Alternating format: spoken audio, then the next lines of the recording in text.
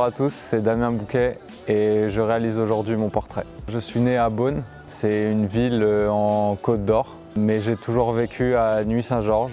C'est une petite ville de 5000 habitants. Elle est assez réputée pour son vin. C'est là où j'ai grandi avec mes parents et ma petite sœur.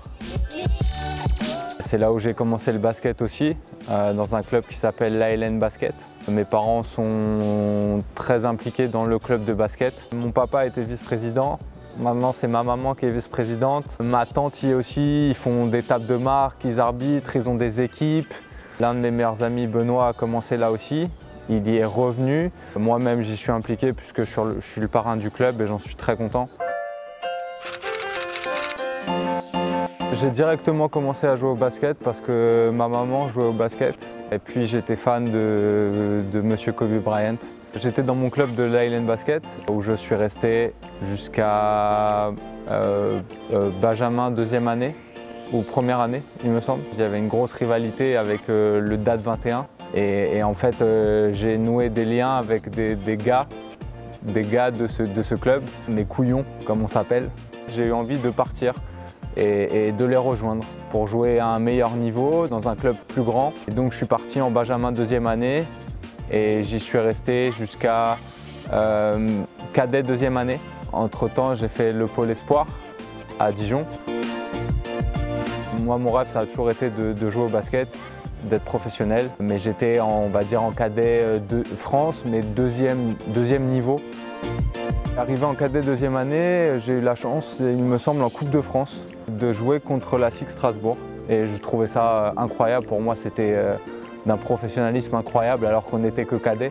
Mais pour moi, ça paraissait énorme déjà. Et suite au conseil d'un de mes coachs du Pôle Espoir qui s'appelle Julien Marchand, j'ai envoyé, il me semble, un mail pour dire que voilà, j'étais intéressé pour tenter ma chance pour rentrer dans le centre de formation. Suite à une journée de détection, le club m'a proposé de faire partie d'un tournoi avec eux où ils pouvaient me voir d'un peu plus près, on va dire, et pendant plusieurs jours. Suite à ce tournoi-là, ils m'ont annoncé que j'allais pouvoir rentrer dans le centre de formation. Donc pour moi, c'était quelque chose d'incroyable parce que c'était un petit bout de rêve qui se réalisait. Durant ce tournoi-là, malheureusement, quand je suis rentré chez moi, j'ai appris le décès de mon grand-père, de qui j'étais vraiment très proche. Ça a remis beaucoup de choses en doute. J'ai vraiment hésité à partir parce que je m'en voulais beaucoup de ne pas avoir été là. Mais avec le soutien de ma famille, de mes amis, j'ai pris la décision de quand même partir et de réaliser mon rêve. Mais ça n'a pas été une décision facile à prendre au départ. Donc je suis arrivé au centre de formation en cadet de dernière année. C'est assez rare parce que normalement on rentre des cadets première année. C'était la première fois, il me semble, que la SIG prenait quelqu'un d'extérieur à l'Alsace. C'était aussi un pari pour eux. Au début, ça a été très compliqué parce que je partais de chez moi, c'était loin, je devais me débrouiller tout seul. On est cadet, on côtoie des pros qu'on regardait à la télé, on s'entraîne un peu avec eux. Il y a beaucoup d'entraînement, c'était la première fois que je m'entraînais autant. Il y avait les cours aussi à côté.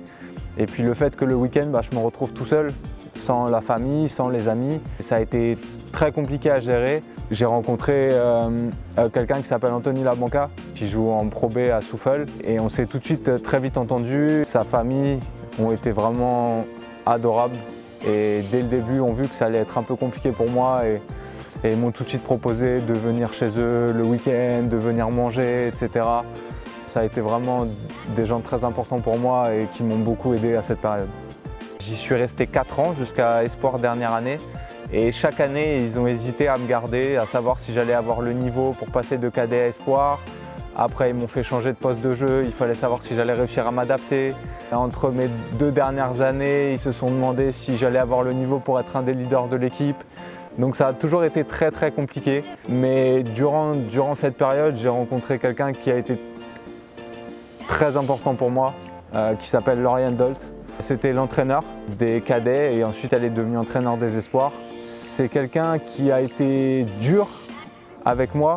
Elle l'était avec nous pour qu'on ait une discipline et qu'on soit très rigoureux. Mais elle a été d'un soutien incroyable.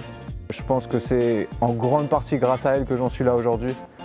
Et j'en profite du coup pour la remercier. Ça a finalement été 4 années vraiment magnifiques. Le cycle s'achève sur un titre de champion de France, première fois pour la SIG Espoir. Donc c'est une grande fierté. J'ai eu la chance d'y retourner cette saison pour la première fois et de voir la bannière au mur et ça fait quelque chose. Suite à ça, c'est la fin du cycle. J'aurais dû signer en National 1 à Mulhouse, mais au dernier moment, il y a l'Étoile de Charleville-Mézières qui jouait en Pro B, qui m'a contacté, m'a proposé un contrat. Ça a été pareil, une décision compliquée à prendre, mais j'ai finalement choisi de tenter la Pro B. La première année, c'était vraiment la découverte. C'était un club qui n'avait pas beaucoup de moyens, donc c'était vraiment une lutte pour le maintien qu'on a eu. Suite à ça, ils ont voulu me garder pour une deuxième année. Et là, on a eu la chance d'avoir une équipe formidable avec notamment Martin Hermansson qui joue maintenant en Euroleague à l'Alba Berlin. On avait vraiment une super équipe, un super groupe et on a réussi à aller jusqu'au play-off. Et je crois que ce n'était pas arrivé au club depuis des années. Donc c'était vraiment une saison plus qu'aboutie pour le club et pour nous.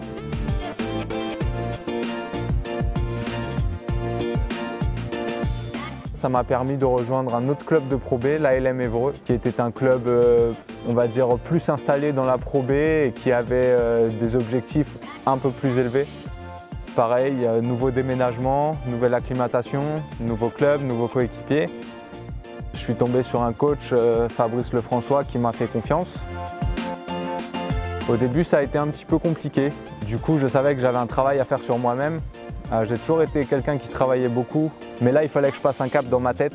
Donc j'ai commencé à travailler avec une coach mentale, Tatiana. On a fait un gros travail, on continue à faire un gros travail. Et je pense que j'ai bien avancé depuis ça, je pense qu'elle pourra en témoigner. Du coup, entre ma première et ma deuxième saison, voilà, le coach m'a dit que j'allais avoir un rôle primordial l'année d'après, que j'allais être titulaire et qu'il attendait beaucoup de moi. Et je savais que c'était l'année où il fallait que je fasse quelque chose. J'ai continué mon travail avec ma coach mentale, mais j'ai aussi décidé de prendre une diététicienne pour m'affiner et de prendre un préparateur physique, Guillaume Defoy, avec qui j'ai fait un gros travail pendant l'été, où j'en ai vraiment chié. Mais ça m'a permis de m'affiner, de devenir plus rapide, de devenir plus athlétique. Avec le travail que je faisais avec la coach mentale, d'avoir plus confiance en moi. Donc voilà, je savais que j'étais prêt, je fais une grosse saison. Mon seul regret, c'est de ne pas avoir réussi à emmener l'équipe en play-off. Mais voilà, moi j'ai fait une grosse saison, ce qui m'a permis de signer ici à Nanterre 92. Pour moi, ça a été un rêve. Quand on a commencé à me dire que Nanterre s'intéressait à moi, j'ai eu beaucoup de mal à réaliser. Je ne visais pas si haut. J'ai jamais été quelqu'un à qui on disait qu'il allait être professionnel, On m'a plutôt toujours dit qu'il faudrait peut-être avoir une deuxième option. Mais voilà, j'ai énormément travaillé, aujourd'hui j'en suis là. J'ai la chance d'avoir joué la Coupe d'Europe, l'Eurocup, et d'être au meilleur niveau français.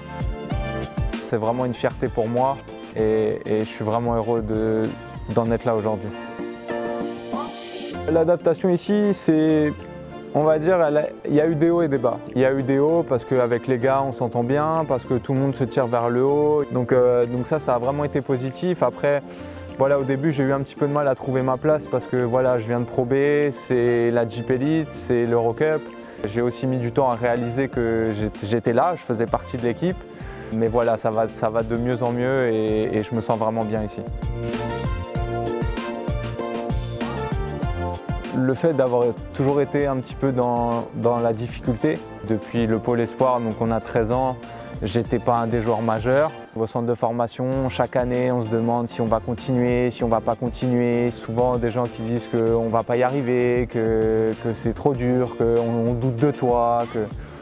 Et ben voilà, ça te forge un caractère, ça m'a motivé en fait. Ça m'a motivé à travailler plus fort les étés pour revenir plus en forme. Et je savais qu'il fallait ça. Si je voulais y arriver, il fallait que je travaille plus dur que d'autres à qui on voyait déjà un avenir brillant. Mais aujourd'hui, je suis très fier de ça parce que c'est ce qui fait aussi le joueur et la personne que je suis aujourd'hui et j'en suis très fier.